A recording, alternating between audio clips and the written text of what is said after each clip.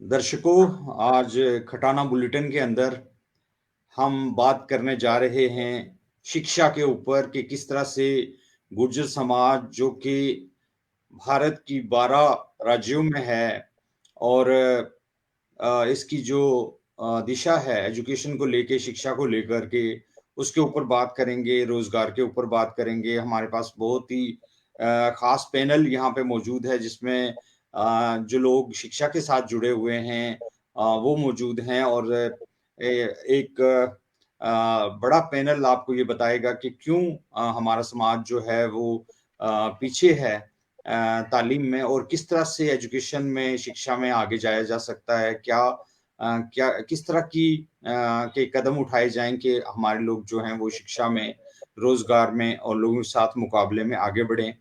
मैं बताता चलूँ कि जम्मू कश्मीर और हिमाचल में गुर्जर शेड्यूल्ड ट्राइब हैं। बाकी ऑलमोस्ट 10 दूसरी जो राज्य हैं, रियासतें हैं, स्टेट्स हैं, यूटीज़ हैं, उसमें वो ओबीसी हैं। तो इस तरह से वो उनका मुकाबला कहीं अपने शेड्यूल्ड ट्राइब भाइयों से है और दूसरी तरफ ओबीसी से है जिसमें कि बहुत ऐसी भी जातियां हैं जो काफी आगे जा रही हैं रोजगार में। अब इसमें सबसे अहम है कि आपकी शिक्षा कहाँ से हो रही है और कैसे आप आगे बढ़ रहे हैं। इसी सब पे बात करने के लिए खटाना बुलेटिन में हमारे संजय खटाना जी जो हैं उन्होंने ये जो है शुरुआत की है और यशवीर भाटी जी जो है खास तौर के ऊपर इसके मरकज में हैं, इन्हीं के सेंटर में हैं और इन्हीं के इर्द गिर्द ये सारा प्रोग्राम घूम रहा है और लगातार ये कोशिश कर रहे हैं कि समाज को ना सिर्फ जोड़ा जाए, 12 रियासतों में जो रहने वाला समाज है उसको एकजुट किया जाए, बल्कि जो समाज के अंदर कॉमन इश्यूज हैं उनके ऊपर अवेयरनेस क्रिएट की जाए। हमारे साथ पैनल में मौजूद हैं नूतन भट्टी जी जो कि ऑक्सफोर्ड ग्रीन स्कूल चलाती हैं ग्रेटर नोएडा नोएडा में। खुद भी क्योंकि टीचिंग के साथ वाबस्ता हैं, इनका काफी अच्छा एक्सपीरियंस है इसके अंदर और काफी बड़ा इनका काम है एजुकेशन में। तो इनसे कुछ सीखने की कोशिश करेंगे कि क्या स्कूल कॉलेजेस और इनमें क्या कमी है और निजी जो प्राइवेट तालीम है उसमें कैसे शिक्षा में कैसे आगे बढ़ा जा सकता है। हमारे साथ पैनल में एक बहुत ही अहम जो है पर्सनैलिटी वो तशरीफ रखती हैं, राजेश कुमार अढाना जी, जो एक्स रजिस्ट्रार हैं आयुर्वेदा यूनिवर्सिटी के और इस वक्त आयुर्वेदा अस्पताल जसपुर खलपुआड़ी गढ़वाल में तैनात हैं और बड़े ओहदे के ऊपर हैं, मेडिकल के बड़े ओहदे के ऊपर। बाबू सिंह आर्या जी यहाँ पे जो हैं वो पैनल में मौजूद हैं। बाबू सिंह आर्या जी जो हैं वो समाज के एक बहुत बड़े विद्वान हैं, जर्नलिस्ट रहे हैं। बहुत सारी जो बड़ी संस्थाएं हैं पूरे इंडिया के अंदर अखबारों की, खासतौर पे जो अमर उजाला, दैनिक जागरण जैसे बड़े बड़े अखबारों के साथ ये जुड़े रहे हैं, समाज में बढ़ चढ़कर काम करते हैं। खास तौर पे समाज की जो आइडेंटिटी है खास करके उसको जो हिस्ट्री के साथ जोड़ने का, इतिहास के साथ जोड़ने का कार्य इन्होंने किया, अद्भुत है। और मैं समझता हूँ कि बहुत ही विशेष खास खास पैनल है हमारे पास, बड़ा पैनल है और जरूर इस पे बात होगी कि गुर्जर समाज जो है शिक्षा और रोजगार में कैसे आगे बढ़े। सबसे पहले तो मैं बाबू सिंह आर्य जी के सॉरी जाना चाहूंगा उनके पास और ये पूछना चाहूंगा उनसे, क्योंकि उनकी काफी नजर है, जर्नलिस्ट हैं और काफी उन्होंने काम किया है इसके अंदर। तो आप क्या समझते हैं कि जो गुर्जर समाज है, चाहे वो जम्मू कश्मीर में हो, हिमाचल में हो, पंजाब में हो, हरियाणा में हो, दिल्ली में हो और बाकी जी रियासतों में हो जैसे यूपी में, बाकी राजस्थान, जहां भी आप चले जाएंगे, थोड़ा तालीमी तौर पे शिक्षा के मैदान में, एजुकेशन के मैदान में थोड़ा पीछे हैं। तो जी क्या जी जी वजूहत हैं आपके नजदीक, क्या रीजंस हैं, क्या ऐसी वजह हैं जिनकी वजह से ये लोग जो हैं वो पीछे रह रहे हैं? बाबू सिंह आर्य जी। जी। गुर्जर समाज जो है, जो भी एजुकेशन में आज आगे बढ़ा है, वो केवल और केवल अपने दम पे बढ़ा है। कोई सरकारी या राजनीति में कोई बड़ा लोग नेता हम पैदा नहीं कर पाए, इसलिए शासन के स्तर पे जो मदद हो सकती थी समाज की, वो सारे स्टेटों में लगभग एक सी स्थिति है। हमारे बड़ों ने अपने आप ही चंदा कर करके स्कूल बनाए, और मैं ये मानता हूं कि 1990 के बाद जब मंडल कमीशन लागू हुआ और उधर राजस्थान में ये अब बाद में जो है एमबीसी बना, और हिमाचल प्रदेश में जम्मू कश्मीर में एसटी में हम लोगों को दर्जा मिला, उसके बाद एक समाज में क्रांति आई, एक परिवर्तन हुआ, जहां हमारे लोग सिपाही भी नहीं बन पाते थे। आज हमारे पास मैं समझता हूं कि दर्जनों से भी ज्यादा लोग बड़ी पोस्टों पे हैं, चाहे आईएएस हो चाहे पीसीएस हो। लेकिन जितनी हमारी संख्या है इस देश में, उसके हिसाब से हम बहुत पीछे हैं। और अगर हम यहाँ की दिल्ली एनसीआर की हम बात करें तो इतनी फिजूल खर्ची समाज में है। हम लोग किसान हैं मूल रूप से, और किसान की एक सीमित आमदनी होती है। समाज में 90% लोग आज भी किसानी पे आधारित हैं, और उसकी सीमित आमदनी होती है। अगर वो उसमें फिजूल खर्ची करेगा तो बच्चों को पढ़ा नहीं सकता, ये पक्का है। शादी हो, सामाजिक प्रतिष्ठा की बात हो, और धार्मिक कार्यक्रम हो, इन पे बड़ी फिजूल खर्ची होती है, अंधविश्वास है।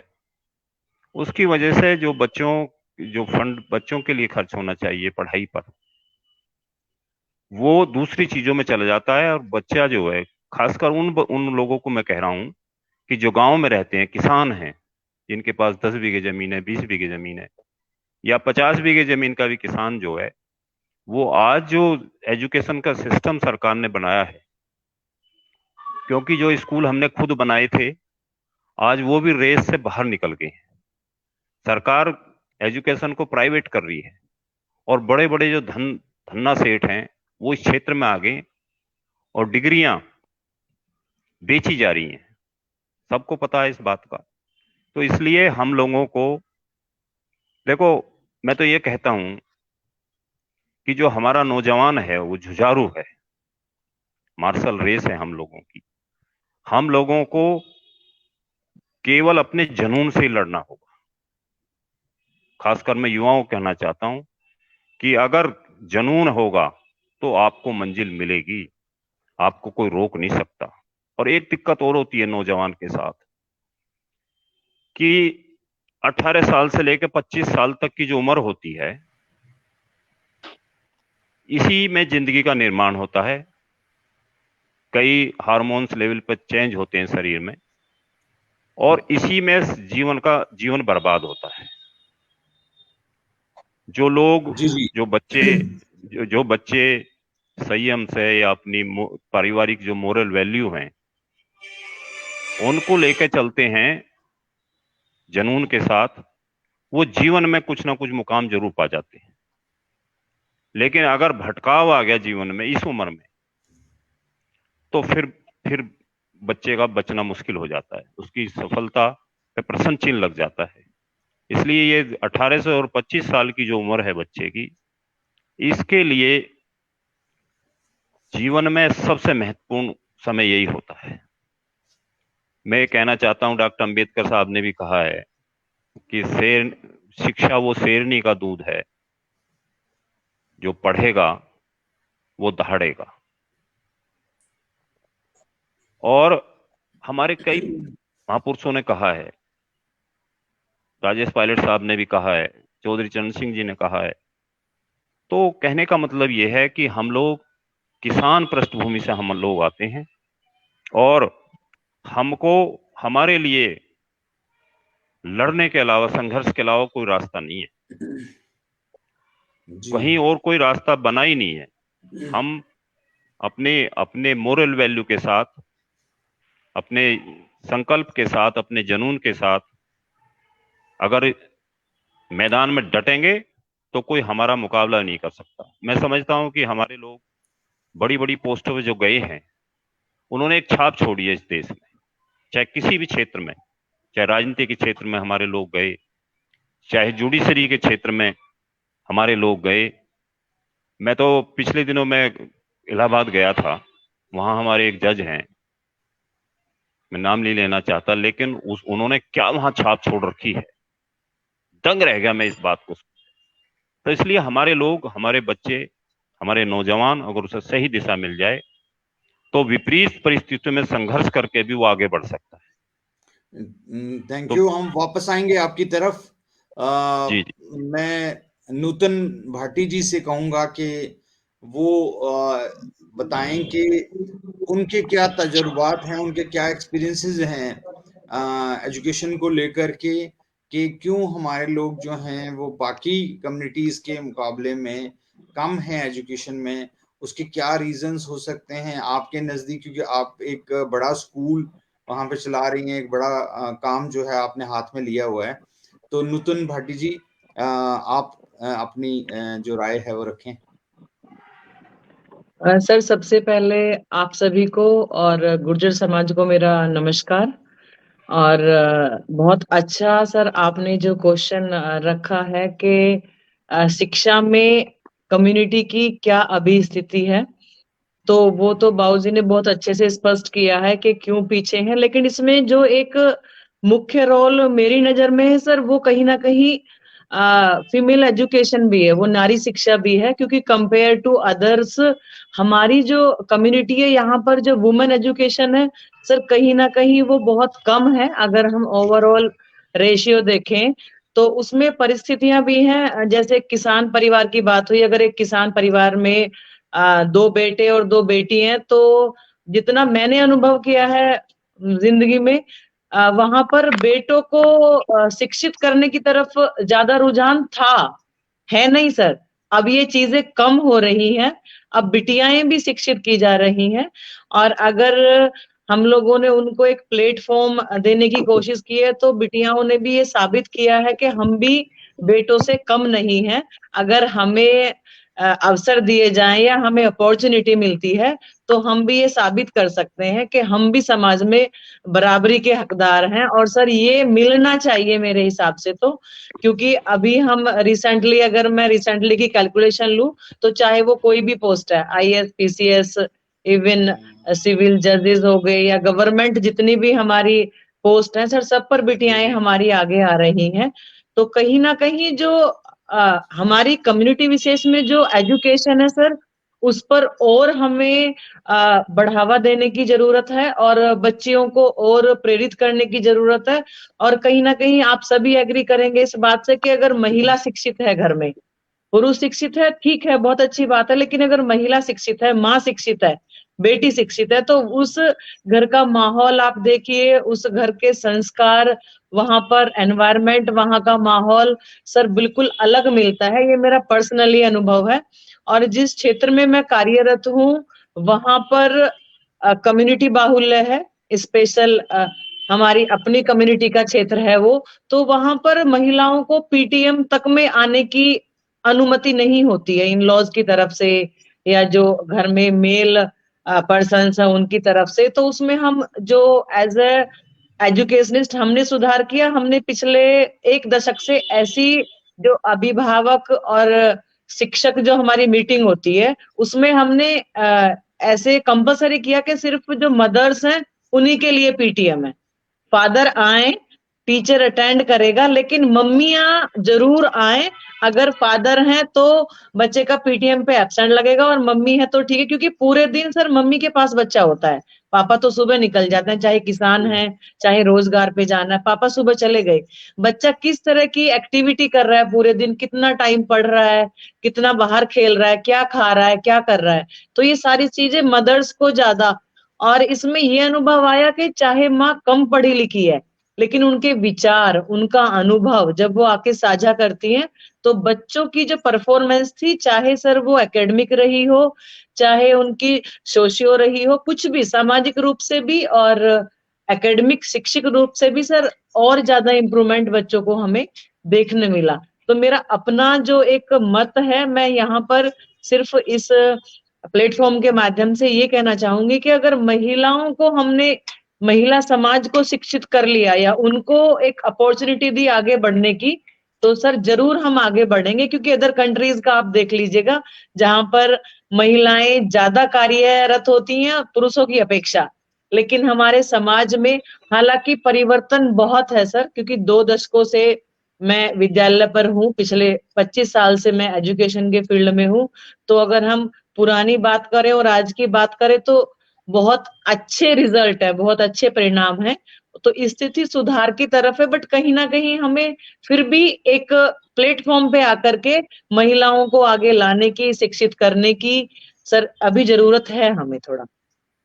बहुत खूब, बहुत अच्छा, आपने बड़ा विस्तार से बताया। मेरा क्वेश्चन रहेगा अडाना साहब से, क्योंकि अडाना साहब खुद रहे हैं, रजिस्ट्रार रहे हैं, अभी भी एक बड़े हॉस्पिटल के साथ वाबस्ता हैं और रजिस्ट्रारशिप की है इन्होंने।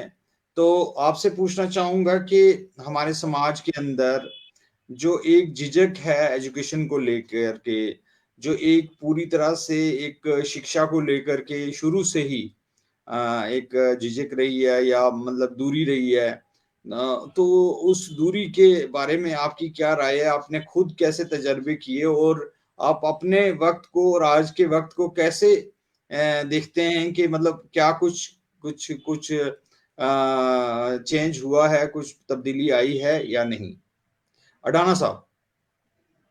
पहले तो आपका बहुत धन्यवाद, और संजय खटाना जी का धन्यवाद कि आपने ऐसे टॉपिक पे हम लोगों को प्लेटफॉर्म पे अपनी बात रखने का मौका दिया। अभी आर्य जी ने एक अच्छी बात कही कि पूरा हमारा जो समाज है वो गांव के रहने वाले लोग हैं हम। आज कोई शहर में हो सकता है कहीं, लेकिन मूलतः सभी लोग हम गांव के रहने वाले हैं और खेती किसानी करने वाले लोग हैं। एक चीज होती है प्रायोरिटी, प्राथमिकता पे हमारा जो काम है, ये जो हमारी सोच है, प्राथमिक सोच जो हमारी है वो खेती किसानी वाली सोच है। ये शिक्षा और दूसरे जो रोजगार हैं उनकी सोच है नहीं, क्योंकि जो परंपरा से हमारा जो काम है वो खेती बाड़ी का काम रहा है। किसी भी काम को करने के लिए सपोर्ट की आवश्यकता होती है, एक वातावरण की आवश्यकता होती है, एक सोच की आवश्यकता होती है। हमारे जो ज्यादा गांव है, मैं ये मानता हूँ पूरे भारतवर्ष में 60 से 70% जो हमारी जनसंख्या है वो गांव हमारे ऐसी जगहों पर हैं जहां मूलभूत सुविधाएं नहीं है। अब है, और आज से अगर 15-20 साल पीछे जाए तो मूलभूत सुविधाएं नहीं थी वहां। वो रेल के स्टेशन से दूर है गाँव, वो अच्छे शहर से दूर है, अच्छे कस्बे से दूर है, अच्छी इंडस्ट्री से दूर है, अच्छे विश्वविद्यालय से दूर है, कॉलेज नहीं है वहां हमारे गाँव में। दूसरे जो खेतीहर समाज है जिनसे हम कभी कभी अपना कंपैरिजन करते हैं, हमारे जाट भाई लोग हैं, त्यागी हैं। आज भी आप देखिए 100 साल देश को स्वतंत्र हुए हुआ, उनके गांव और हमारे गांव देखिए, उनके गांव का विकास देखिए, हमारे गांव का विकास देखिए, उनकी स्थिति रहन सहन की स्थिति देखिए, हमारे गांव की रहन सहन की स्थिति देखिए। मैं मेजोरिटी की बात कर रहा हूँ। हो सकता है, मैं ये नहीं कहता कि भाई 10 से 20% लोग हमारे भी बहुत विकसित रहे होंगे पहले से ही, लेकिन उनमें मूलभूत सुविधाएं और हमारे गांव में मूलभूत सुविधाएं में धरती आसमान का अंतर है। ये मैंने खुद कई गांव में जाकर देखा, और जहां जहां तक मेरी नजर गई, मेरी सोच गई, जहां तक मेरी पढ़ाई लिखाई के दौरान मेरे साथ लोग रहे, उनके घरों में, उनके परिवारों में मेरा आना जाना हुआ। और भी दूसरे, मैं 2.5 साल तक 3 साल तक डिप्टी रजिस्ट्रार रहा उस विश्वविद्यालय का, और लगभग रजिस्ट्रार रहा 3 साल तक। बहुत सारे लोगों से मेरा मिलना जुलना हुआ। तो इसके पीछे सबसे बड़ा कारण है कि हमारा जो समाज है, जो मेरी ग्रेजुएशन की एजुकेशन थी वो एक हॉस्टल में रहता था, और वहाँ जो मेजोरिटी थी छात्रों की वो जाट थे सब। हम अपने समाज के 4-6 लोग थे उसमें। तो था कि उसमें जितने भी लोग थे जाट समाज के लोग, चाहे वो गरीब थे हमसे भी, चाहे उनके संसाधन कम रहे होंगे, लेकिन उनका जो फैमिली सपोर्ट था उनको, वो हमसे कई गुना ज्यादा था शिक्षा के मामले में। क्योंकि हमारा जो समाज है, हमारा समाज पहले से जुझारू समाज है, और मुगल काल में, अंग्रेज काल में क्या परिस्थितियां रही हम सब लोग जानते ही हैं। जो हमारे जो रेजिडेंट्स हैं, जो हमारे गांव बसे हैं, वो गांव सब ऐसी जगह बसे जो विकास से बहुत दूर थे। उसके क्या कारण रहेंगे, क्या नहीं होगी बसने वाले लोगों की, और उसी के कारण हम लोग ऐसा नहीं है कि भाई दूसरे लोगों से बराबर हम संघर्ष नहीं कर सकते या उनके बराबर, लेकिन अच्छे कॉलेज में अब मेरी बहन है, हमारी बहन ने तो अभी बताया कि जो लड़के की शिक्षा है, आप पीछे जाइए 20 साल पहले शिक्षा का स्तर मैं समझता कि 2 से 4% था महिलाओं का हमारे समाज के अंदर। इसका सबसे बड़ा कारण ये था कि कोई भी स्कूल हमारे घर से 20 किलोमीटर दूर, 10 किलोमीटर दूर, 15 किलोमीटर दूर, और कनेक्टिविटी उनकी थी नहीं, तो वहाँ जाने के साधन नहीं थे, लोगों के पास इतने संसाधन नहीं थे कि अपनी बेटी को पढ़ाने के लिए शहर में जाके सेटल करे। फिर समाज की सोच और एक वातावरण भी ऐसा था, इसके कारण से महिला एजुकेशन, पुरुष सुबह ही या तो अपना काम करने जाएगा, खेती करने जाएगा, घर में तो बच्चों के साथ माँ रहेगी, उनको क्या पढ़ाना है क्या करना है तो माँ सिखाएगी। अगर माँ शिक्षित है तो उसके परिवार बच्चे हैं वो शिक्षित नहीं है। तो मेरा खुद का अनुभव है जी और जी पैटर्न था। तो कुल मिला के ये है कि अभी जो शिक्षा का स्तर है धीरे धीरे शिक्षा इम्प्रूव कर रहा है। बहुत सारे जी लोग हमारे बहुत अच्छा कर रहे हैं, बहुत अच्छी जगह पढ़ाई करते हैं, और उस विश्वविद्यालय में हमारे बहुत सारे बच्चे भी पढ़ते हैं।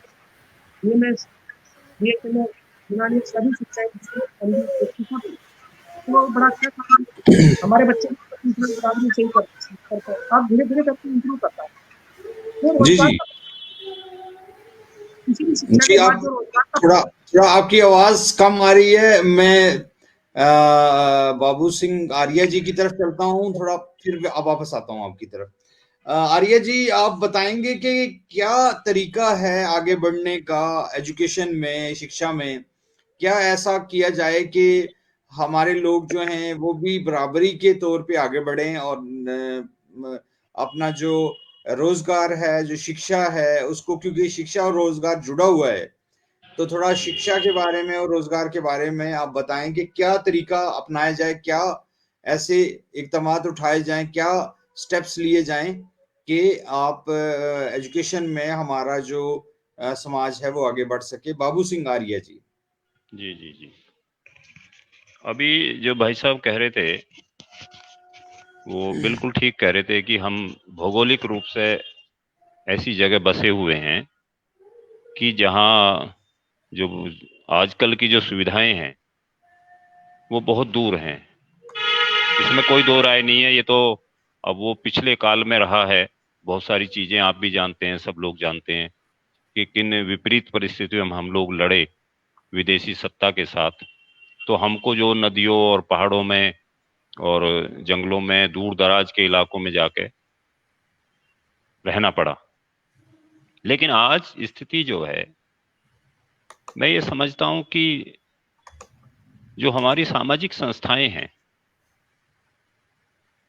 मैं समझता हूं कि सैकड़ों संस्थाएं होंगी आज देश में जो गुर्जर समाज के नाम पे हैं। जब कोई बच्चा अफसर बन जाता है, किसी पोस्ट पे लग जाता है, तो उसका स्वागत करने के लिए सब पहुंच जाते हैं। सब अपने उसमें बुलाएंगे, साहब ये हमारे ये साहब बन गए, प्रोफेसर बन गए, या PCS में आ गए, या मिलिट्री में, फोर्स में कहीं बड़ा अफसर बन गया, बहुत सारी जगह। तो सारी संस्थाएं बुलाती हैं, स्वागत करती हैं, उनके घर बधाई देने का तांता लग जाता है। लेकिन जो बच्चे, इंटेलिजेंट बच्चे संघर्ष कर रहे हैं संसाधनों के अभाव में, उनके पास कोई नहीं जाता। आवाज आवाज नहीं आ रही यार। हाँ हाँ, आ रही है आवाज, ठीक आ है। रही है, आ रही है। जी जी। तो जरूरत इस बात की है कि हमारी संस्थाएं, हम सब लोग, उसमें मैं किसी को दोष नहीं दे रहा हूं, ये हमारी सबकी जिम्मेदारी है कि हम उन उन बच्चों की, उन परिवारों की, उन ऐसे लोगों की जो आज संघर्ष में हैं, जो बच्चे संघर्ष में हैं और कम से कम साधनों के अभाव में अगर उसकी पढ़ाई छूट रही है, उसका कोचिंग वो छूट रहा है, तो जो हमारे साधन संपन्न लोग हैं या जो संस्थाएं हैं, उनकी जिम्मेदारी बनती है कि वो उनकी मदद करे। और मदद होगी तो वो बच्चे आगे निकलेंगे। जो गरीब परिवारों के लोग हैं, गांव के लोग हैं, बच्चे हैं, उनमें ज्यादा टैलेंट है और उनमें जुझारूपन भी ज्यादा है। वो संघर्ष भी ज्यादा कर सकते हैं, वो विपरीत परिस्थितियों में लड़ सकते हैं। तो इसलिए जो है आज समाज की भी जिम्मेदारी बनती है कि हम लोग ऐसे बच्चों को चिन्हित करें, ऐसे परिवारों को चिन्हित करें कि जिनकी मदद की जाए और वो बच्चे कल देश में देश का नाम रोशन करें, समाज का नाम रोशन करें। ऐसे बहुत लोग हैं, ये एक रास्ता बन सकता है। दूसरा ये है कि जो हमारे पॉलिटिकल लोग हैं, बड़ा दुख होता है, मुझे कहनी नहीं चाहिए ये बात, कि पिछले लगभग 20 सालों से हम लोग राजनीतिक रूप से आगे बढ़ने की बजाय पीछे चले गए। कई लीडर थे हमारे पास, वो हमें चले गए छोड़ के। उसके बाद जो पिछले 20 साल में जो राजनीति हुई है, वो समाज की ना होकर व्यक्तिगत हुई है। समाज के अंतिम पंक्ति में जो आदमी खड़ा है, राजनीति उसी के लिए होती है ना, उसी के लिए होनी चाहिए अगर राजनीति है तो, कि समाज में जो लोग पीछे छूट गए, जो कमजोर हैं, उनको हम लोग मदद करें, उनको सहायता करें, उन बच्चों की मदद करें, उनको रोजगार दिलाएं। कहीं भी, मैं ये नहीं कह रहा कि सरकारी रोजगार, प्राइवेट दिलाएं, उसे काम बताएं, उसको रास्ता दिखाएं। ये सारी जिम्मेदारी भी जो समाज के अगुवा लोग हैं उनकी होती है। लेकिन आजकल जो पैटर्न बदला है, उससे भी जो आम समाज है, जो वोट देता है, जो रैलियों में जाता है, वो वोट तो देता है, उत्साह से देता है, रात दिन एक करके वोट देता है, उसकी रैलियों में भी जाता है, नारे भी लगाता है। लेकिन जब लोग पोस्ट पे पहुंच जाते हैं हमारे, फिर वो उस जो जिसकी मदद की जरूरत है, दूसरे लोग भी करते हैं, ये सब सारे समाजों की बात है, उसकी जो मदद होनी चाहिए वो राजनीतिक रूप से कमजोर हुई है, उसको बढ़ाने की जरूरत है। मैं समझता हूं कि दो चीजें ये अगर की जाएं, और तीसरा मैंने पहले भी कहा कि नौजवान के जो जुनून है, वो एक हमारे प्रिंसिपल थे, वो एक बात कहते थे कि जैसे वो 9 का पाढ़ा पढ़ के सुनाते थे कि 9 दूनी 18, 8 और 1 9, और 9 3 27, 7 और 2 9, कि जिस तरह से ये पीछे नहीं हटता, ये पूरा आप पढ़ेंगे 10 तक 100 तक चलेगा साथ में, जी जी, वो वहीं तक चलेगा, वो पीछे नहीं हटेगा। इसी तरह से नौजवान का संकल्प और जुनून भी पीछे नहीं हटना चाहिए। तो फिर रास्ता मिलेगा, रास्ता बनेगा। और हम लोग तो धरती में पैदा हुए हैं, एक तरह से धरती पुत्र हैं हम लोग। तो हमारा तो बिना संघर्ष के, एक कवि थे हमारे यहाँ गांव में, वो एक बात कहते थे कि ये तो हमने माना आपकी प्रगति जरूर है, लेकिन नाम लेना रुकने का भी मंजिल बहुत दूर है। वाह वाह, मंजिल बहुत दूर है। तो इसलिए जो है हम लोगों को हर तरह से मदद करनी चाहिए अपने लोगों की, जो दूर दराज लोग हैं। और एक बात अच्छी है समाज में कि हम लोग चाहे कश्मीर के हों, चाहे पंजाब के हों, चाहे हिमाचल के हों, चाहे यूपी के हों, जहां जो होता है वो अपने लोगों की मदद करते हैं। ये अच्छी बात। हाँ, उसमें धर्म आड़े नहीं आता। हम लोग मुस्लिम भी हैं, हिंदू भी हैं, सिख भी हैं, जैन भी हैं, चारों धर्मों में हम लोग हैं। लेकिन हम लोग जब मिलते हैं, हमारे भाई हम सब लोग, तो एक जैसे मिलते हैं बिल्कुल। ये दूसरे समाजों में भी चर्चा इस बात की है कि गुर्जर समाज जितना एकजुट हुआ है, और जो पिछले दिनों चल रहा है जो प्रकरण, उससे हमें नुकसान भी हो रहा है लेकिन इससे फायदा भी हो रहा है। ये सब चीजें जुड़ती हैं एक दूसरे से। इसलिए मैं तो यही कहना चाहूंगा समाज के उन लोगों से जो साधन संपन्न हैं, उन स्कूलों में पढ़े जो चंदा से स्कूल बने, वो उनके स्कूल नहीं थे, चंदे से बनाए, गरीब आदमी ने, सबने चंदा दिया, उससे बन के वो बड़ी पोस्ट पे पहुंचे, अच्छी जगह वो पहुंचे। तो उनका ये नैतिक दायित्व है कि जो लोग हमारे गांव में हैं, देहात में हैं, पिछड़े हैं या साधनहीन हैं, उनकी मदद की जाए तो समाज बहुत तेजी से आगे बढ़ सकता है। रोजगार के बारे में क्या कहेंगे आर्या साहब? रोजगार के बारे में, रोजगार का सरकारी एजुकेशन के साथ ही रोजगार है या कि इसके अलावा भी रोजगार में, जैसे पंजाब के लोग बाहर के मुल्कों में चले गए काम करने के लिए, रोजगार के लिए, हमारे लोग क्यों नहीं जा रहे हैं? हाँ जी, देखो, चौधरी चरण सिंह एक बात कहते थे, हमारे यहाँ हुए वो पश्चिम उत्तर प्रदेश में, वो हर सभाओं में कहते थे किसानों के लिए कि भाई चाहे गांव में मत रहना, चाहे शहर में जाके मजदूरी करना, सड़क पे चाहे मिट्टी डाल लेना, पर गांव में मत रहना, ये मैं कहना चाहता हूं आपसे। तो आज उसी का असर है कि वो समाज जो विकसित समाज माने जाते हैं, उनसे भी आगे जाके काम कर रहा है। तो इसलिए हमारे लोगों को, चाहे, असल में दिक्कत यह है कि हमारे यहाँ जैसे पश्चिम उत्तर प्रदेश है, पंजाब है, हरियाणा का कुछ हिस्सा है, जम्मू कश्मीर की तो मैं जानकारी है नहीं मुझे इतनी, लेकिन ये उपजाऊ जो धरती है, ये जमीन जो है ना तो जीने देती ना मरने देती, इसी के चक्कर में उलझा रहता आदमी। यहाँ ये पश्चिम के ये जो 2-3-4 मंडल हैं, तो इस ये जमीन भी, हालांकि ये बहुत प्यारी है, हमें बहुत प्रिय है, और ये हमारी जड़ है, इससे हमें बहुत प्यार रखना चाहिए कि ये हमारी विरासत है, हमारे बड़ों की, इसको बिल्कुल डिगने नहीं देना। लेकिन इसके ही बलू अगर भरोसे पे वहीं बैठे रहे, हम कह रहे हैं बिजनेस में जाना चाहिए सबसे ज्यादा, तो हाँ, क्योंकि डेयरी बिजनेस का जो क्या है, बोलेंगे, डेयरी प्रोडक्ट तो हमारे यहाँ खुद का है हाँ, डेयरी। डेयरी प्रोडक्ट तो हमारे हैं ही, वो तो हमारे पैतृक धंधा है भाई। खेती के साथ साथ साइड में ये भी हमारा काम है कि हम 4 पशु पालें, 10 भैंस पालते थे सब लोग। अब थोड़ा सा परिवर्तन हुआ है, नहीं तो कोई किसान ऐसा नहीं था कि जिसके 10 भैंस ना हो। अगर उसके 20 बीघे जमीन है, 50 बीघे जमीन है, तो वो 10 भैंस भी रखता था, उससे उसकी एक्स्ट्रा इनकम होती थी, उसी से बच्चों की पढ़ाई उड़ाई होती थी।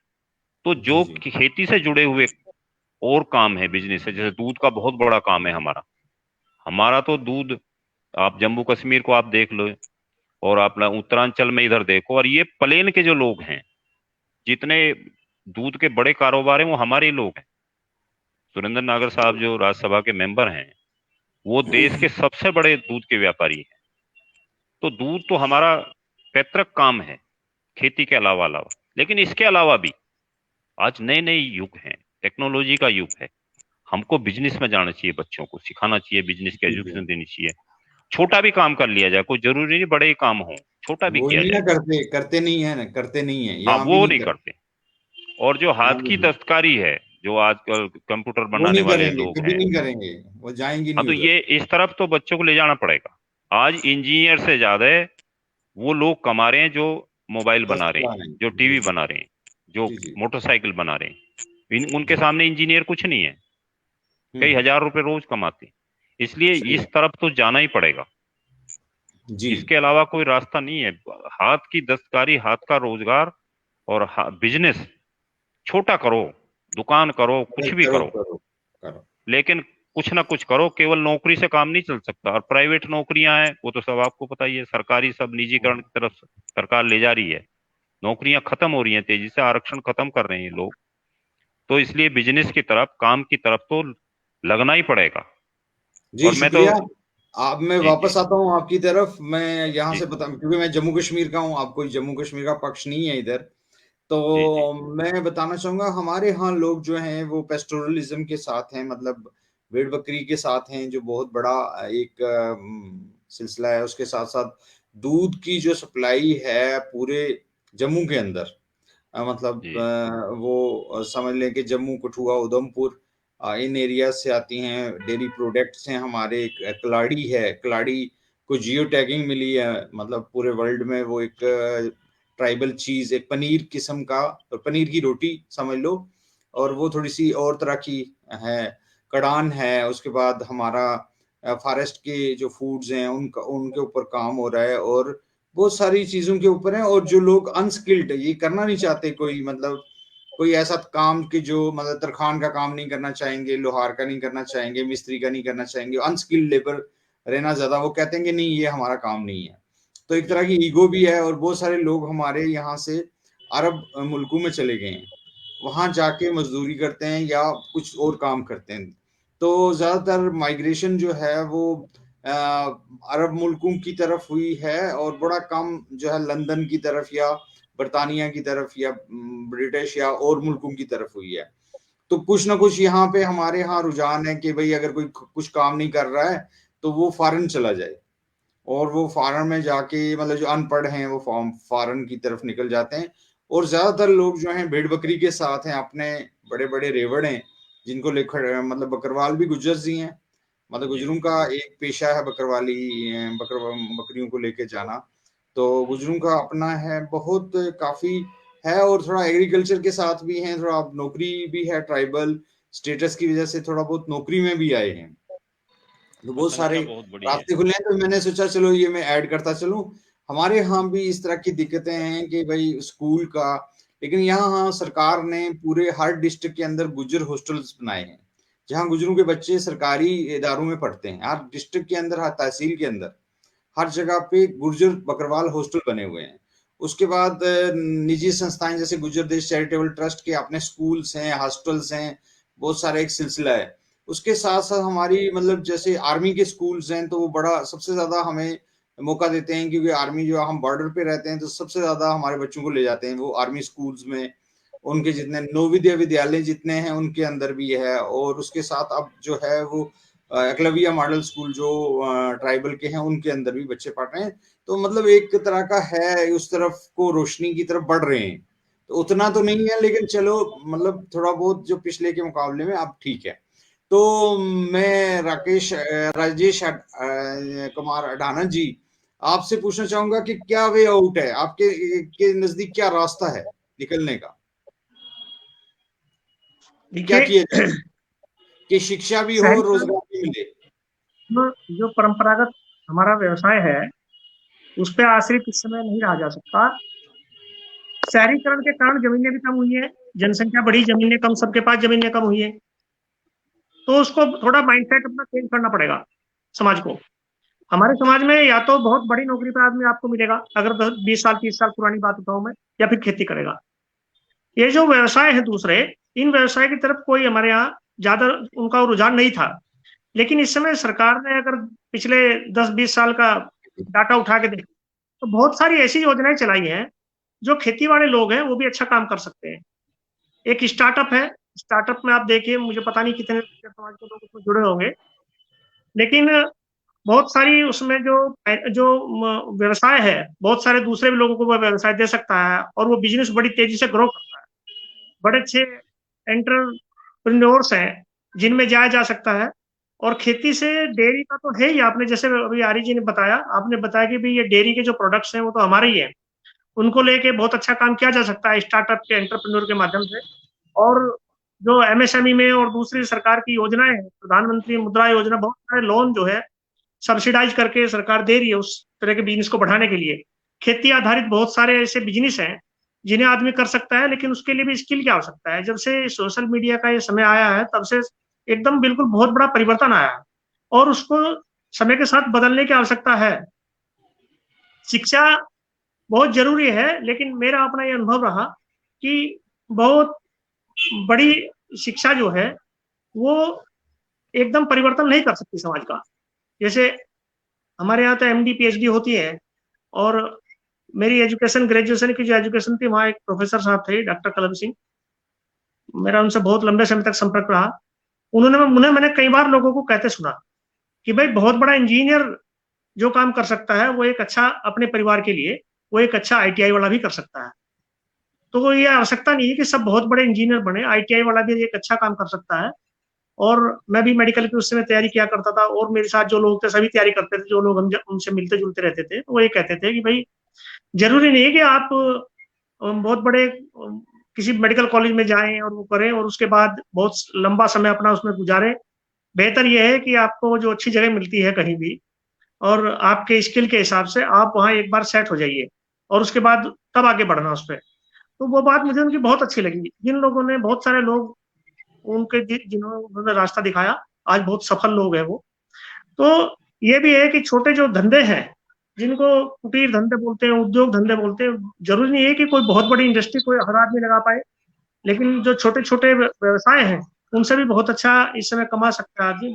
और भारत सरकार की बहुत सारी ऐसी योजनाएं हैं जिनको लेके खेती वाला आदमी जिसके पास छोटी काश्त है तो छोटी कास्ट वाला भी अपने बच्चों को अच्छी तरह पढ़ा भी सकता है और अच्छी तरह से उनको एजुकेट करके और अपने परिवार का भरण पोषण कर सकता है। जहाँ तक मूलभूत सुविधाओं की बात है, देखिए लोकतंत्र परिपक्वता की ओर है इस समय, और वो अलग बात है कि कुछ समाजों के अंदर जो पॉलिटिकल अवेयरनेस है वो ज्यादा है और वो कंसंट्रेट हो जाते हैं एक बिंदु पे आके। लेकिन अपने समाज की जहां तक बात है, तो वहां जो कमी है वो हम सब जानते ही हैं, आप भी जानते हैं कि वो कहीं एक बिंदु पे इकट्ठे नहीं हो सकते। उनकी अपनी अपनी जो समझ है, बूझ है, उस पे ज्यादा वो विश्वास करते हैं किसी एक आदमी के पीछे चलने से। अभी जैसे हमारा जाट समाज है बहुत आगे बढ़ा, क्योंकि कहीं ना कहीं सेंटर पॉइंट उन्होंने मिला अपना, और उसके कारण से उनके गांव में सुविधाएं बढ़ी, उनको आगे बढ़ने के मौके मिले। आपने बिल्कुल ठीक कहा आर्य जी ने कि जब आदमी पढ़ लिख के और बड़े प्रशासनिक पद पे बैठता है या कहीं दूसरी जगह बैठता है, तो उसको वहां पे एक शेल्टर की आवश्यकता होती है, पॉलिटिकल शेल्टर की जरूर आवश्यकता होती है। मैंने भी इसको महसूस किया कि एक पॉलिटिकल शेल्टर की आवश्यकता होती है। हमारे लोग वहां नहीं है तो हमें शेल्टर कौन करेगा? हमारी उन भावना को कौन समझेगा कि हमने कैसे कैसे कैसे करके हमने पढ़ाई की है, कैसे कैसे करके हम लोग यहाँ तक पहुंचे हैं। और ये बात भी सही है कि जितने जो भी मैंने अपने लोग देखे हैं बड़े पदों पे बैठ के, कभी करप्शन के और दूसरे जो चीजें हैं उनमें वो कहीं शामिल नहीं होते। राष्ट्रवाद हर जगह हमारे लोगों के अंदर कूट कूट के भरा हुआ है। पर दूसरी बात ये भी है कि आज तो जावेद राही जी, आप जो है रिसर्चर हैं और इस चैनल को आप चला रहे हैं, और अपने खटाना जी हैं, हाँ जी, तो चला रहे हैं हम, तो उनके साथ मदद के लिए आ गए हैं। जी जी, वो उन्हें इस मददगार भी प्रोग्राम के लिए बहुत की स्पेशली, जरूरत है। ये वाले ये प्रोग्राम में। दुनिया जी में जी, राणा जी मैं ये संक्षिप्त में। जी मेरा ये कहना है कि स्वतंत्रता के काल में जब हम इतिहास पढ़ते हैं, बहुत सारा इतिहास तो हमने पढ़ा ही नहीं, वो तो अभी पिछले 5-10 साल से सामने आया निकल के। इतनी बड़ी बड़ी कुर्बानियां लोगों ने दी, उनका कहीं नाम नहीं है, और गांव के गांव फूंक दिए। वहां एक डिग्री कॉलेज तक नहीं बनाया सरकार स्वतंत्रता के बाद। उसका कारण ये रहा, पॉलिटिकल हमारा जो एक शेल्टर होना चाहिए, वो हमारा पॉलिटिकल शेल्टर कभी आज तक हुआ ही नहीं है। जिस तरह से एक ढंग से कोई हमारी बात खड़ा होकर कहे कि नहीं, हमारे लोगों ने देश को आजाद कराने में बड़ी बड़ी कुर्बानी दी है, ये देश हमारा है और इसके लिए हम भी मरे हैं, तो हमें भी वो सुविधाएं मिलनी चाहिए। इसीलिए हमारी माताएं बहनें भी सब अनपढ़ रही, क्योंकि वहाँ कॉलेज स्कूल बनाए नहीं सरकारों ने। स्वतंत्रता के बाद भी सरकारों ने हम पे ध्यान नहीं दिया। तो वो सारी चीजें अब, क्योंकि मैं फिर कहता हूँ कि लोकतंत्र परिपक्वता की ओर है, और हमारी भी सोशल मीडिया के माध्यम से, आप जैसे लोगों के माध्यम से हमारी बहुत सारी समस्याएं, बहुत सारी चीजें रोज रोज रोज सोशल मीडिया में आती है। थोड़ा सा लगता है कि कुछ ना कुछ अवेयरनेस समाज के अंदर। और ब, बात यह है कि जैसे नूतन बहन जी ने कहा कि जो महिला की शिक्षा है, मैंने ये देखा कि जो हमारे बच्चे हैं, लड़के और लड़कियां में खास अंतर है। लड़की को, बेटी को आप किसी काम पे लगाइए, वो निष्ठा से उस काम को करे, जी जी। और जिनके पीछे सब कुछ अपना झोंकते हैं वो उतनी निष्ठा से उसको नहीं करते। तो बेटियों पर, वास्तव में बेटियों पर ध्यान देने की आवश्यकता है, उससे पीढ़ियां सुधरेंगी। और कल निश्चित रूप से जो समाज आज आगे दिखाई देते हैं, उनकी आप फीमेल की एजुकेशन देखिए, सबसे ज्यादा एजुकेशन उस समाजों के अंदर फीमेल की एजुकेशन है। इसलिए वो जी समाज आज पॉलिटिकल हर चीज में आगे दिखाई देते हैं। जी। नुतन जी, मैं आपकी तरफ आ रहा हूँ, आप अपना माइक अनम्यूट कर लें। जी मैं सर। ये जानना चाहूंगा कि क्या तरीका हो कि जो गुजर विमेन एजुकेशन है, बच्चियों की एजुकेशन है, तो उसको कैसे हम, मतलब कैसे आप क्या मशवरा देते हैं कि कैसे इसको, क्या सजेशंस हैं कि क्या कैसे किया जाए? सर बेसिकली मैं इसी क्षेत्र में हूँ, एजुकेशन के क्षेत्र में। तो प्रैक्टिकली हम लोग ये चीजें कर रहे हैं, जैसे कि मैंने अभी आपको बताया था ये पीटीएम वाला। और दूसरी चीज, अभी मैं जो देख पा रही हूँ, जो हमारा युवा वर्ग है, मतलब पिछले दशक की हम बात कर रहे हैं, वहां पर महिला जो शिक्षा है उसका प्रतिशत बढ़ा है सर। अभी जी जी पहले था क्या कि जैसे होमवर्क वगैरह के लिए कॉल करते थे तो ज्यादातर मम्मियों का आंसर होता था कि जी हम बच्चे को देख नहीं पाते, क्योंकि हम पढ़ा नहीं पाते इनको, हमें नहीं जी पता कि आप क्या होमवर्क दे रहे हैं, या आप किस तरह की एक्टिविटी करने कह रहे हैं, या किस तरह की गतिविधि आप करवा रहे हैं, हमें समझ नहीं आता है। अब सर जो मैंने बदलाव देखा है, क्योंकि इस बात से आप सभी एग्री करेंगे, इस कम्युनिटी के युवा वर्ग की जो रिस्क पावर है, जो इनकी रिस्क टेकिंग जो क्षमता है सर, वो बहुत ज्यादा है। तो जो मैंने एक नया बदलाव देखा उसमें ये है कि आप उनको कुछ भी एक्टिविटी या कुछ भी करवाइए बच्चों को, तो वो करके आ रहे हैं। और दूसरी चीज, जब हम महिला समाज की बात करते हैं तो अभी विद्यालयों की बात बाबूजी भी कर रहे थे, अधाना सर ने भी कहा, तो कहीं ना कहीं एजुकेशन को उस स्तर तक हम लोग अवेलेबल करा दे या इजी करा दे। जैसे अभी हम लोगों ने बात की कि जो शिक्षा है हमारी वो प्राइवेटाइजेशन में आ गई है, वो निजी हो गए हैं जो विद्यालय हैं, इस तरह का है। तो अगर शिक्षा सुलभ होगी और आसान होगी तो शायद महिलाएं या जो हमारी ये नारी शक्ति है इसको एक प्लेटफॉर्म मिलेगा और बच्चे अधिक शिक्षित होंगे सर। तो मेरा यही है। वैसे तो जैसे मैं करिकुलम वगैरह की बात कर दूं तो सीबीएसई वगैरह स्कूल्स जो हैं जितने भी हैं वो एनसीएफ के द्वारा ही सिलेबस वगैरह डिजाइन होते हैं, बट स्टिल जैसे अभी एनईपी के थ्रू एक बहुत अच्छी चीज कही गई है कि शिक्षा को हम प्रयोगात्मक कर दें, प्रैक्टिकल बेस्ड कर दें। अगर हमें कोई भी चीज समझानी है तो मैं उसको किताबों में ना समझा के प्रैक्टिकली उस चीज को समझाया जाए, जिसको पहले से भी विद्यालय कर रहे थे, लेकिन अभी ये एनईपी के बाद सर बहुत अच्छे तरीके से चीजें हो रही हैं। और कुछ चीजें ऐसी हैं कि जो स्पेशली जैसे मैं नीटिंग वगैरह की बात करूं, वो हमारे टाइम के बाद बीच में खत्म हो गई थी। जो स्किल्ड की हम बात कर रहे हैं कि स्किल डेवलपमेंट हो, महिलाएं छोटे छोटे अपने कार्यों में, एंटरप्रेन्योरशिप में या स्टार्टअप्स में आए, तो ये चीजें अब हो रही हैं, शुरुआत हो चुकी है। क्योंकि जैसे अभी हम इस चैनल के माध्यम से जुड़ रहे हैं तो ऐसे ऐसे छोटे छोटे चैनल कई ग्रुप्स ने या कई संगठनों ने बनाए हुए हैं, मैं जुड़ती रहती हूँ और हमने एक बदलाव देखा है और समाज बदलाव की तरफ अग्रसर है। और जब शुरुआत हो जाए सर तो फिर आसार लगने लगते हैं कि कहीं ना कहीं समाज या कम्युनिटी अग्रसर है, तो अवश्य ही हम लोग एक दिन लक्ष्य को प्राप्त करेंगे। तो मुख्तसर आप क्या मैसेज क्या देना चाहेंगे, पैगाम क्या देना चाहेंगे मुख्तसर, मतलब एक आदमी अपनी बहनों को क्या कहना चाहेंगे, बच्चियों को क्या कहना चाहेंगे? सर मैं तो इस माध्यम से यही कहना चाहूंगी कि महिलाओं को खुद नहीं पता कि उनके अंदर कितनी पोटेंशियल है, कितनी पावर है, वो कितनी शक्तिशाली हैं। हालांकि मैं यहाँ कटाक्ष नहीं कर रही हूँ कि जैसे देखा जाए जो जो मतलब कार्यवाहक जो महिलाएं हैं जो कार्यरत हैं वो ऑफिसेज भी देखती हैं और सर घर पर भी करती हैं, वो दोहरा अपना व्यक्तित्व निभाती हैं। तो मैं इस प्लेटफॉर्म के माध्यम से यही संदेश देना चाहूंगी कि आप अपनी पोटेंशियल को पहचाने, अपनी क्षमता को पहचाने और किसी से कम नहीं है, चाहे वो कम्युनिटी विशेष हो या व्यक्ति विशेष हो। और आप जिस भी फतह को हासिल करना चाहे आप कर सकते हैं, आप हर उस ऊंचाई को छू सकते हैं अगर आप शिद्दत से और दिल से उन चीजों को पाने की कोशिश अगर कर सकते हैं। तो आप बहुत शक्तिशाली हैं, ये समाज बहुत कोऑपरेटिव है, जो मैंने पिछले 11-12 साल में अनुभव किया है। क्योंकि आप अगर खुद मोटिवेटेड नहीं है, अगर आप सेल्फ मोटिवेटेड नहीं है, तो आपको कोई कितनी भी ज्यादा आपको प्रेरणादायक बातें कहे या उत्साह बढ़ाए, लेकिन सबसे पहले आपको खुद को आगे रख के कार्य करना होगा और समाज के लिए, देश के लिए आप अवश्य ही एक पिलर साबित होंगे, एक स्तंभ साबित होंगे। तो सर यही कहना क्या बोलेंगे आखिर में, एक आध मिनट में आप कोई पैगाम दे दें। मेरा जावेद साहब यही कहना है कि जो बदलाव है इस समय, इस बदलाव को समझे और इस बदलाव के हिसाब से अपने आप को ढाल के उस हिसाब से आगे बढ़े। वो हमारी चाहे खेती है, शिक्षा है और दूसरे रोजगार है। अब वो उसकी जो दूसरी वाली बात है कि भाई खेती करनी है, उससे तो बाहर आना ही पड़ेगा, नहीं तो आगे बढ़ना मुश्किल हो जाएगा। और शिक्षा, क्योंकि अब शिक्षा की गुणवत्ता, मैं बहन जी है वो तो स्कूल चलाती है, लेकिन आज से 30 साल पहले जो शिक्षा थी उसकी गुणवत्ता थोड़ी घटी है। उसको भी, पेरेंट्स को भी महसूस करके और उसका बच्चे का क्या इंटरेस्ट है, क्या उसका स्किल है, उसी हिसाब से आगे बढ़ा जाए तो अच्छा रहेगा।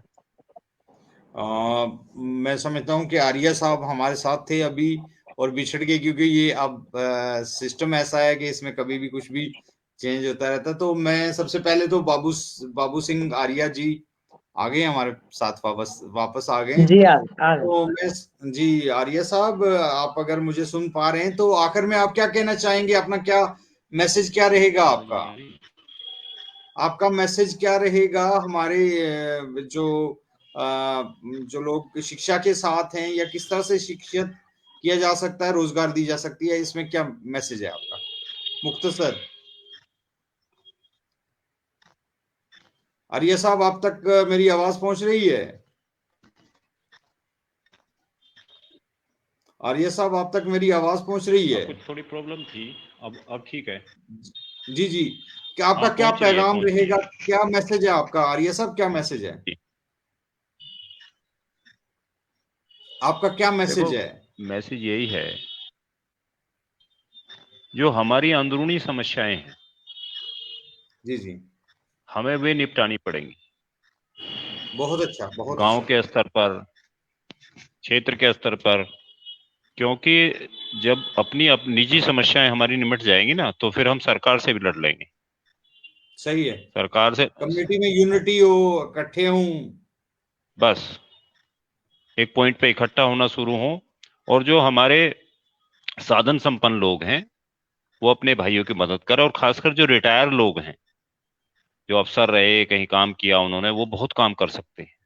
ऐसे लोग सब इकट्ठे होकर गांव में, क्षेत्र में, और एक यूनिटी पैदा करें, और बच्चों का प्रोत्साहन करें कि भाई, अगर वो कह रहे हैं ना कि लगातार करने के बाद जो जो कुएं में वो पड़ जाती थी ना, रस्सी जब उस पर रगड़ते थे तो उसमें भी निशान पड़ जाता था।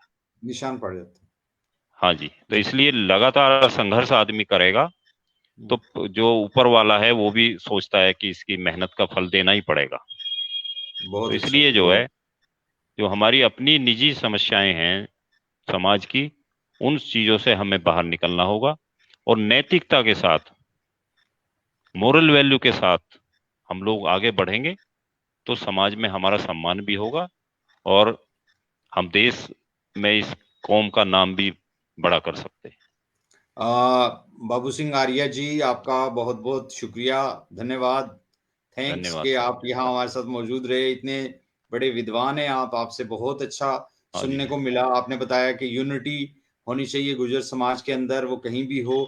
जब हम अपने निजी मसले, इलाके के मसले और आपस में जो मसले हैं वो निपटा लेंगे, तो इन चीज़ों को हासिल करना बड़ा ईजी रहेगा। मैं राजेश कुमार अडाना जी, आपका बहुत बहुत शुक्रगुजार हूँ कि आपने बहुत अच्छे तरीके से एलेबरेट किया, अपने साथ जोड़ के इसको कि कैसे शिक्षा जरूरी है और किस तरह की दिक्कतें इसमें अभी तक आ रही हैं। तो बहुत बहुत धन्यवाद। नूतन भाटी मैम, आपका बहुत बहुत शुक्रिया, बहुत बहुत धन्यवाद कि आप हमारे साथ मौजूद रहे। मैं समझता हूँ कि आज की हमारी ये जो डिस्कशन है काफी फ्रूटफुल रहेगी, और जिन लोगों ने सुना होगा कुछ ना कुछ इसमें से निकलेगा। वो यही आर्या साहब की बात कि हमें इकट्ठा होना है, सबसे पहले हमें अपने मामलात में एक दूसरे के साथ सहयोग करना है, जुड़ना है, और निजी जो हमारे आपस में कुछ मसले हैं इनको हटा करके एक अपनी कम्युनिटी के मसले के लिए आगे बढ़ना है। मैं समझता हूँ कि खटाना जो बुलेटिन है, जो संजय जी हैं, वो बहुत ही बड़ा प्लेटफॉर्म यहाँ पे मुहैया कर रहे हैं लोगों को और जोड़ रहे हैं। यशवीर भाटी जी का खास तौर पे इसमें ना रूह है, इसकी सोल है कि भाई ये वाला प्रोग्राम जो गुजरों को लेकर के या उनकी जुबान को लेकर के या उनके कल्चर को लेकर के, एजुकेशन को लेकर के चल रहा है, उसमें वो खास इंटरेस्ट ले रहे हैं कि किसी तरह से ये जो है पूरे भारत में जो गुजर हैं वो इकट्ठे रहें, इरिस्पेक्टिव ऑफ देयर रिलीजन, या मतलब वो हम एग्लिटेरियन सोसाइटी, एक ही माँ बाप की औलाद है, हम एक ही माँ बाप की औलाद हैं, हम ये समझते हैं, हम में कोई बिल्कुल बिल्कुल। बड़ा छोटा नहीं है। इसके कुछ ऐप भी हैं, इसके कुछ अच्छाइयाँ भी हैं। अच्छाइयाँ ये है कि सब इकट्ठे रहते हैं, और बुराई ये है कि किसी को कोई मानता नहीं है, तो क्योंकि भाई भाई को नहीं मानता है अमूमन ना, कि वो एक ही माँ बाप की औलाद होते हैं। तो ये कुछ चीजें इन पे आगे भी डिस्कशन करेंगे। तो एक बार फिर बाबू सिंह आर्य जी, राजेश कुमार अडाना जी और नूतन धन्यवाद। भाटी जी का मैं शुक्रिया अदा करता हूँ। संजय खटाना जी का मैं खुद भी खटाना हूँ, तो उनका, वो मेरे भाई हैं, तो उनका भी शुक्रिया अदा, ये शोभित भाटी जी का भी शुक्रिया अदा करता हूँ। इसके साथ ही हमारा आज का प्रोग्राम अपने इख्तिताम को पहुंचता है। बहुत बहुत जी। शुक्रिया, धन्यवाद।